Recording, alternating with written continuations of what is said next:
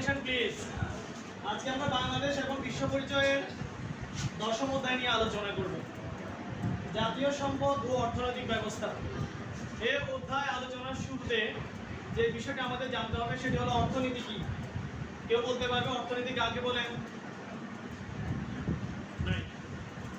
মানুষের জীবনে অভাব অসীম, কিন্তু সম্পদ হলো সীমিত।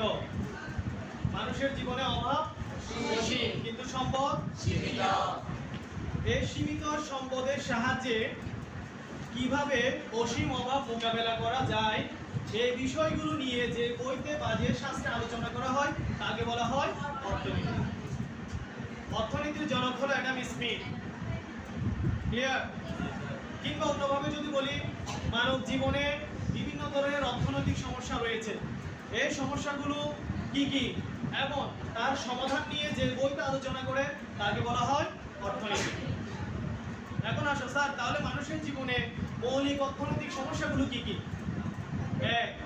কি কি পণ্য উৎপাদন করা হবে, কিভাবে উৎপাদন করা হবে, কার জন্য উৎপাদন করা হবে, কতটুকু উৎপাদন করা হবে, এগুলোই হলো অর্থনীতির মূল সমস্যা।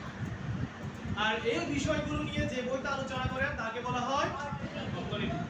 এখন আসো, জাতীয় সম্পদ। জাতীয় সম্পদ আলোচনার পূর্বে আগে জানতে হবে সম্পদ কি। যে কোনো একজন বলো তো সম্পদ কি? সাধারণত আমরা সম্পদ বলতে কি বুঝি? জায়গা জমি, ঘরবাড়ি, টাকা পয়সা, মোবাইল, স্মার্ট বোর্ড, এগুলি তো সম্পদ, ঠিক না? কিন্তু অর্থনীতির ভাষায় সম্পদ বলতে কি বোঝায়?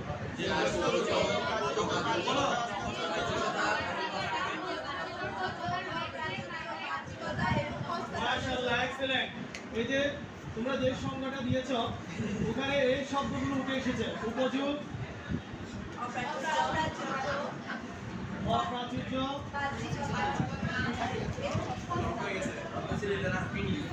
বাহ্যিকতা, হস্তান্তরযোগ্যতা।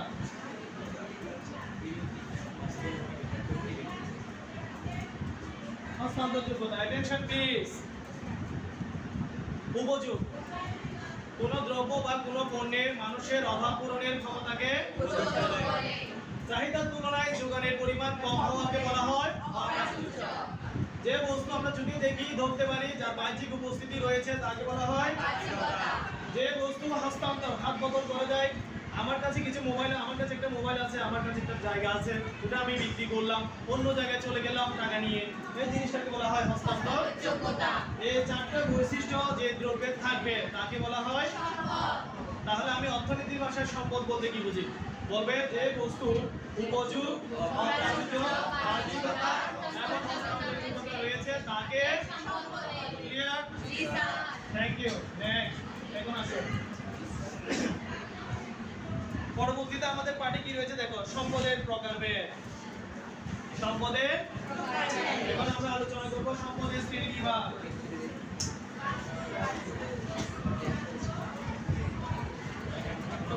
তার আগে বলে রাখি, পরীক্ষায় কি আসবে? পরীক্ষায় আসবে কি, এতক্ষণ ধরে যা আলোচনা করেছি সেখান থেকে আসবে এই প্রশ্নটা। এই প্রশ্নটা 100% ইম্পর্টেন্ট, 100% জ্ঞানমূলকের জন্য 100% এটা আসে। উপযোগ কি? কোন দ্রব্য বা সেবার মানুষের অভাব পূরণের ক্ষমতাকে। এরপরে অনুধাবন আসতে পারে অপ্রাচুর্য বলতে কি বোঝায়? এই প্রশ্নটা অপ্রাচুর্য ধারণাটি ব্যাখ্যা করো, কিংবা অপ্রাচুর্য বলতে কি বোঝায় ওটা একটু ব্যাখ্যা দিতে হবে। চাহিদার তুলনায় যোগানের স্বল্পতাকে অপ্রাচুর্য বলে। কিন্তু একটা জিনিস খেয়াল করো, আমরা যে প্রকৃতি থেকে যে বাতাস উপভোগ করি, এই বাতাসটা অর্থনীতির ভাষায় কি নয়? সম্পদ। কিন্তু বৈদ্যুতিক পাকার যে বাতাস আমরা উপভোগ করি, এটার জন্য আমাদের কি দিতে হয়? টাকা খরচ করতে হয়। দরিদ্র কিংবা অভাবী অনেক মানুষ আছে, বাসায় কি নেই? ফ্যান নেই। এই ফ্যান কেনার টাকাটা তাদের নেই, কাজে এটাকে বলা হয় অর্থনীতির ভাষায় সম্পদ। ক্লিয়ার? তারপর এই দুইটা প্রশ্ন মোস্ট ইম্পর্টেন্ট, খাতায় নোট করো অবশ্যই, বইতে দাগ দাও কিংবা নোট করো, 6 নম্বরের জন্য ইম্পর্টেন্ট। তারপর আসবে সম্পদের শ্রেণী বিভাগ। সম্পদকে কয় ভাগে ভাগ করা যায়? এক ব্যক্তিগত। প্রথমে আসবো ব্যক্তিগত। ব্যক্তিগত সম্পদ কাকে বলে জানো? অনিন্দিতা বলো, ব্যক্তিগত সম্পদ কাকে বলে? যে সম্পদের মালিক হলো ব্যক্তি নিজেই, কিন্তু সে নিজে মালিক হলেও তার পরিবারের সদস্যরা এটা ভোগ করতে পারে। তোমার বাবা তোমাদের জন্য একটা বাড়ি নির্মাণ করেছেন, ওই বাড়িতে কি উনি একা থাকেন? তোমরা থাকো না? তোমার ভাইয়ার একটা গাড়ি আছে, মনে করো শারমিনের ভাইয়ার গাড়ি আছে, শারমিন চালাতে চাইতেছে, গাড়িটা দেবে, অবশ্য দেবে। এগুলো হলো ব্যক্তিগত সম্পদ। কি সম্পদ? ব্যক্তিগত সম্পদ। আর একান্ত ব্যক্তিগত সম্পদ কোনগুলো জানো? সৃজনশীল প্রতিভা, বুঝতে পেরেছ? নিজস্ব দক্ষতা, তোমার ভিতরে যে মেধা রয়েছে সেই মেধা ক্রিয়েটিভিটিকে কাজে লাগিয়ে তুমি যদি নতুন কিছু আবিষ্কার করো, এটা একান্ত ব্যক্তিগত সম্পদ, যাহা অন্যজনকে হস্তান্তর করা যাবে না। তবে যদি তোমার ইচ্ছা হয় শিখাও, তাহলে যাচ্ছে। যেমন আমার ভিতরে যা রয়েছে আমি তোমাদের ততটুকু শেখানোর চেষ্টা করতেছি। ওই আমার ভিতরে কি আছে আমার প্রতিভা, তোমাদের কোটা শেখানোর চেষ্টা করতেছি। এটা এক প্রকার হস্তান্তরযোগ্যতা। খেয়াল করবে, পরবর্তীতে প্রয়োজন হবে। এরপরে রয়েছে 2 নম্বর কি? একান্ত ব্যক্তিগত, আমি আলোচনা করে ফেলেছি অলরেডি। 3 নম্বর আবার বলি, 3 নম্বর আমরা এখন যেখানে রয়েছি নতুন করে ক্যান্টনমেন্ট হাই স্কুল। এই স্কুল এটা কি আমার একার সম্পদ? না। তোমার সম্পদ? না। সবার সম্পদ। যে রাস্তা দিয়ে আমরা হেঁটে এসেছি সেই রাস্তাটা সবারই। হাসপাতাল সবারই। সমাজের সবাই যে সম্পদগুলো ভোগ করতে পারে সেগুলো হলো সমষ্টিগত। ক্লিয়ার? ব্যক্তিগত, একান্ত ব্যক্তিগত, সমষ্টিগত, এই তিনটার সমন্বয়ে 4 নাম্বারটা গঠিত হবে। সেটা কি? জাতীয় সম্পদ। জাতীয় সম্পদ। একটা জাতীয় সম্পদের উদাহরণ দেন তো। নদ নদী, পদ্মা, মেঘনা, যমুনা, কর্ণফুলী, এগুলো কি আমার? এগুলো কি তোমার? সবার। অর্থাৎ এই যে ব্যক্তিগত, তোমার একটা বাড়ি আছে, তোমার একটা জায়গা আছে, এটা আমার দেশেরও আছে। তুমি মেধাবী ছেলে, প্রচুর মেধাবী, তোমার সৃজনশীল প্রতিভা রয়েছে, তুমি একজন আবিষ্কারক, তুমি বৈমানিক, তুমি যা কিছু আবিষ্কার করো না কেন, তোমার ভিতরে যতটুকু প্রতিভা আছে, তুমি যেহেতু এই দেশে বসবাস করো, তুমি এই দেশের নাগরিক না, তাই সেগুলো জাতীয় সম্পদ।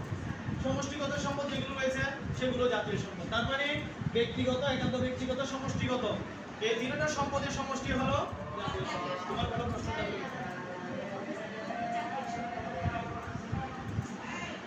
পরীক্ষায় আসবে। জাতীয় সম্পদ সংরক্ষণে করণীয় কি কি লিখে রাখো। জাতীয় সম্পদ সংরক্ষণে করণীয় ক নম্বরে আসবে।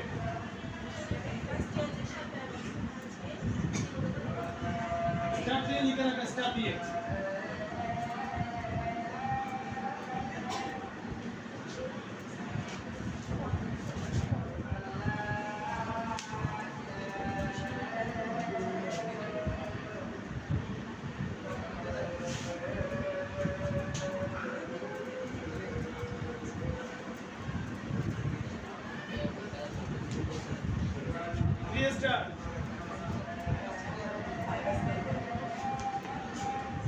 এই প্রশ্নটা লিখতে বলেছি।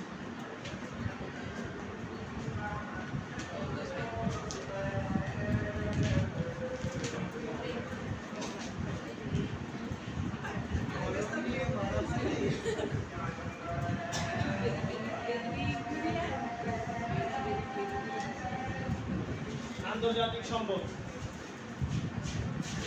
আন্তর্জাতিক সম্পদ আলোচনার পূর্বে বলে রাখি, ওখানে একটা উদাহরণ আছে, প্যাটেন্টবিহীন বৈজ্ঞানিক। সবার আগে ওটা আলোচনা। প্যাটেন্টবিহীন বৈজ্ঞানিক আবিষ্কার কে বলতে পারে? গতকাল ক্লাস আমি বলেছিলাম একটু করে, তারপরে কেউ যদি পারো বলো। অপূর্ব বলো, তুমি জানো বলো। প্যাটেন্টবিহীন বৈজ্ঞানিক আবিষ্কার।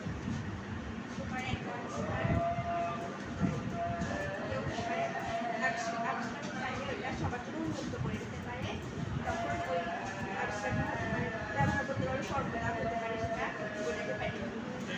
Exactly right. দুজন একটা তালি দাও। এখন আসি, যে কোনো দেশের নাগরিক তিনি যদি কোনো কিছু আবিষ্কার করেন, বৈজ্ঞানিকরা সেটার জন্য একটা ওই আবিষ্কারক হিসেবে টাকাটা উনি পেয়ে থাকেন। ওনার ফর্মুলা যদি কেউ ব্যবহার করতে চায় কিছু রুলস রয়েছে, ঠিক না? সচরাচর বিভিন্ন দেশে এটা 20 বছর ধরে, মানে ওনার নামে কি থাকে, রয়্যালিটি, মালিকানাধীন থাকে। এখন আমরা কপিরাইট করি না, উনি যদি বলে যে না আমার এই আবিষ্কার, আমার এই কিছু মানবতার খাতির আমি দিয়ে দিলাম, আমার এই সূত্র, আমার এই ফর্মুলা, এই সব কিছু বিশ্বের বিভিন্ন দেশে মানুষ ব্যবহার করতে পারবে, তখন সেটা হয়ে যাবে প্যাটেন্টবিহীন বৈজ্ঞানিক। সাগর মহাসাগর, বুঝো? সাগর মহাসাগর ইটালি থেকে বাংলাদেশে পণ্য নিয়ে আসি না, বাংলাদেশ থেকে আবার ইউএসএ বিভিন্ন দেশে দিই না আমরা। এই সাগর মহাসাগর এগুলো কি জাতীয় সম্পদ না আন্তর্জাতিক সম্পদ? তাহলে আশা করি তোমরা সম্পদের প্রভাবে বুঝতে পেরেছো। এখন আলোচনা করব সম্পদের উৎস। এই এত কিছু এই সম্পদগুলো আমরা পাই থেকে। সম্পদের উৎস দেখো, সম্পদের উৎসকে কয় ভাগে ভাগ করা যায়? কি কি? একটা হলো প্রকৃতি প্রদত্ত, আর আরেকটা মানব সৃষ্ট।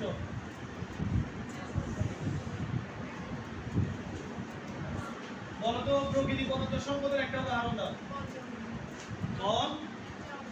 বন, বনাঞ্চল। মানব সৃষ্ট সম্পদের একটা উদাহরণ দাও। বিদ্যালয় কিংবা ঘর। এখন আসলে আদৌ মানুষ কি কোনো কিছু সৃষ্টি করতে পারে? মানুষ শুধু রূপ পরিবর্তন করতে পারে। প্রকৃতির সম্পদকে সৃষ্টিকর্তা কর্তৃক প্রদত্ত সম্পদকে কাজে লাগিয়ে এক রূপ থেকে অন্য রূপে পরিবর্তন করে, আকার আকৃতি পরিবর্তন করে যে সম্পদ সৃষ্টি হয় তাকে বলা হয়। ক্লিয়ার? মানুষ কোনো কিছুই সৃষ্টি করতে পারে না, মানুষ জাস্ট এটার আকার আকৃতি বা রূপ পরিবর্তন করতে পারে। কোন একটা পণ্যকে এক পণ্য থেকে অন্য পণ্যে রূপান্তর করাকে বলা হয় উৎপাদন। কোন একটা পণ্যকে এক পণ্য থেকে অন্য পণ্যে রূপান্তর করাকে কি বলে? উৎপাদন। এই পৃথিবীতে যত সম্পদ রয়েছে সবই হচ্ছে প্রকৃতির দান। প্রকৃতির সম্পদকে কাজে লাগিয়ে, যেমন এই যে আসবাবপত্র রয়েছে, এগুলো রয়েছে, এটা আমরা ইটকে কাজে লাগিয়ে এটা তৈরি করেছি, গাছকে কাজে লাগিয়ে আমরা ফার্নিচার তৈরি করেছি, ঠিক না? রূপ পরিবর্তন করেছি। তাহলে প্রকৃতি থেকে প্রাপ্ত সম্পদকে বলা হয় প্রাকৃতিক সম্পদ বা প্রকৃতি প্রদত্ত সম্পদ, আর যেগুলো মানুষ সৃষ্টি করে সেগুলো হলো মানব সৃষ্ট সম্পদ। তাহলে সম্পদকে কয় ভাগে ভাগ করা যায়? একটা প্রাকৃতিক সম্পদ আর একটা মানব সৃষ্ট সম্পদ। সম্পদের উৎস দুইটি, একটা হলো প্রকৃতি আর একটা মানব সৃষ্ট। ক্লিয়ার? এখান থেকে যে প্রশ্নটা আসবে, মানব সৃষ্ট সম্পদ বলতে কি বোঝায়, লিখো। এই প্রশ্নটাও লিখে রাখো, মানব সৃষ্ট সম্পদ বলতে কি বোঝায়। এটা ক নাম্বারের জন্য, তোমরা বই দেখো। মানব সৃষ্ট সম্পদ কাকে বলে, কিংবা বলতে কি বোঝায়? প্রাকৃতিক সম্পদকে কাজে লাগিয়ে মানুষ যে সম্পদ সৃষ্টি করে তাকে মানব সৃষ্ট সম্পদ। বিদ্যালয়, ঘর বাড়ি, খেলার মাঠ, এগুলো। ক্লিয়ার? এরপরে আসো সমষ্টিগত সম্পদ সংরক্ষণে করণীয় কি কি, জাতীয় সম্পদ সংরক্ষণে করণীয় কি কি, এই প্রশ্নগুলো শিখে ফেলবে। এগুলো হচ্ছে গ এবং ঘ নম্বরে। গ নম্বরে আরেকটি প্রশ্ন আসবে, সংরক্ষণ বলতে কি বুঝো, লিখো। এটাও গ নম্বরে। কে বলতে পারে সংরক্ষণ শব্দের অর্থ কি?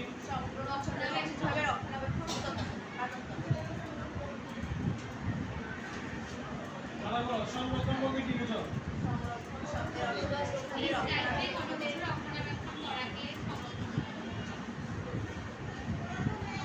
এটা দ্বিধায় আসতে পারে, সংরক্ষণ কাকে বলে? সংরক্ষণ শব্দের অর্থ কি? গ নম্বরে সংরক্ষণ শব্দের অর্থ হলো বিশেষভাবে বা তত্ত্বাবধান করা।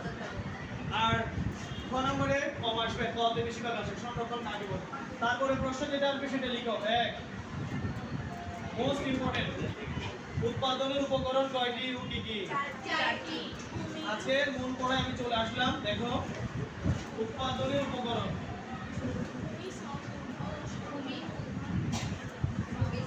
উৎপাদনের উপকরণ, উৎপাদনের উপকরণ কয়টি ও কি কি? উৎপাদন হলো কোন পণ্যকে এক পণ্য থেকে অন্য পণ্যে রূপান্তর করা, রূপ পরিবর্তন করাকে বলা হয় উৎপাদন। উৎপাদন করতে হলে এই চারটি উপকরণ দরকার। ভূমি, শ্রম, মূলধন এইগুলো লিখবো। Thank you. সংগঠন আসো, বলো তো উৎপাদনের এই 4টি উপকরণের মধ্যে ভূমি কি? যত ধরনের প্রাকৃতিক সম্পদ রয়েছে যেগুলোকে কাজে লাগিয়ে আমরা উৎপাদন করি তাকে বলা হয় ভূমি, জায়গা, ল্যান্ড। ভূমির মালিককে কি দিতে হয়? খাজনা। আবার বলো, ভূমির মালিককে কি দিতে হয়? খাজনা। আর শ্রমিককে কি দিতে হয়? মজুরি। তোমার মনে করো 1 খণ্ড জায়গা আছে, সেই জায়গায় তুমি পেঁপে বাগান করবে, ওই জায়গাটা হলো ভূমি। সেটা তুমি টাকা দিয়েও কিনতে পারো, কারো কাছ থেকে কয়েক বছরের জন্য কি নিতে পারো, তুমি বর্গা নিতে পারো টাকা দিয়ে, ওটা হচ্ছে খাজনা। ওই জায়গাটাতে তুমি যদি শ্রমিক নিয়োগ করো 10-12 জন লোক, তুমি ওটাকে কাজে লাগিয়ে পেঁপে বাগান করবে, ওই 10-12 জন লোকের জন্য একটা বেতন দিতে হবে না, এটা হলো মজুরি। এখন আসো, এখন তোমার পকেটে টাকা আছে কয়েক লক্ষ টাকা, 5 লক্ষ টাকা, ওই ব্যবসাটা করার জন্য তোমার লাগতেছে 8 লক্ষ টাকা, বাকি 3 লক্ষ টাকা তুমি ব্যাংক থেকে লোন নিয়েছো কিংবা আত্মীয়স্বজনের কাছ থেকে নিয়েছো। যাদের কাছ থেকে নেবে তাদেরকে কি দিতে হয়? সুদ। বাড়তি টাকা দিতে হয়, সুদ। আর সংগঠন দেখো, ভূমি, শ্রম, মূলধন, এই 3টা জিনিসকে, এই 3টা উপকরণকে কাজে লাগিয়ে যিনি পুরো উৎপাদন কাজটি পরিচালনা করেন, পুরো উৎপাদন কাজটি পরিচালনা করাকে বলা হয় সংগঠন। যে ব্যক্তি এই কাজটি করে থাকেন তাকে বলা হয় সংগঠক বা উদ্যোক্তা। সংগঠক বা উদ্যোক্তা। অর্থাৎ ভূমি, শ্রম, মূলধন এই 3টা উপকরণকে কাজে লাগিয়ে উৎপাদন কাজটি করাকে সংগঠন বলে। সংগঠনের এই দায়িত্বটা যিনি পালন করেন তাকে বলা হয় সংগঠক বা উদ্যোক্তা। ক্লিয়ার? তাহলে এই সংগঠনের মালিককে দিতে হয় মুনাফা। এখন আমি সুদ কি মুনাফা কি একটু ক্লিয়ার করি। সুদ এটা হলো তুমি কাউকে টাকা দিয়েছো, কোনো ধরনের রিস্ক তুমি নেবে না, পরিশ্রমও করবে না, নির্দিষ্ট সময় পর পর তোমাকে এসে একটা লাভ দিয়ে যাবে, মূল টাকাও দেবে পরবর্তীতে যে কোনো একটা সময়, ওটা হলো সুদ। আর মুনাফা হলো ঝুঁকি বহনের পুরস্কার। তুমি যে একটা ব্যবসা করতেছো সেখানে লাভ হইলে লাভ, ক্ষতি হইলে ক্ষতি, ওই ঝুঁকিটা আছে। তুমি যে ব্যবসাটি করতেছো আগুনে লেগে পুড়ে যেতে পারে, মানুষের প্রাকৃতিক দুর্যোগের কারণে ক্ষতি হতে পারে, ঠিক না? তাহলে ঝুঁকি রয়েছে, এই ঝুঁকিটা যিনি গ্রহণ করেছেন তাহলে লাভ হলে তো টাকাটা দাঁড়িয়ে যাবে। মুনাফা হলো ঝুঁকি বহনের পুরস্কার। মুনাফা কিসের পুরস্কার? মুনাফা হলো ঝুঁকি বহনের পুরস্কার। যেহেতু ঝুঁকি রয়েছে সেজন্য মুনাফাটা পাবে যে যিনি সংগঠক সেই পাবে। তাহলে সুদের ক্ষেত্রে কোনো ঝুঁকি নাই, আমি টাকা দিলাম, নির্ধারিত সময় পর পর এসে আমাকে বাড়তি টাকা দিয়ে যাবে, সেটা সুদ। আর আমি রিস্ক নিলাম, লাভও হইলো আমার, লস হলেও আমার, ক্ষতি হইলো, এটা হচ্ছে মুনাফা। ক্লিয়ার? তাহলে উৎপাদনের উপকরণ হলো, উপকরণও বলতে পারবে, উপাদানও বলতে পারবে। উৎপাদনের উপকরণ কয়টি? 4টি। কি কি? ভূমি, শ্রম, মূলধন, সংগঠন। ভূমির মালিককে কি দিতে হয়?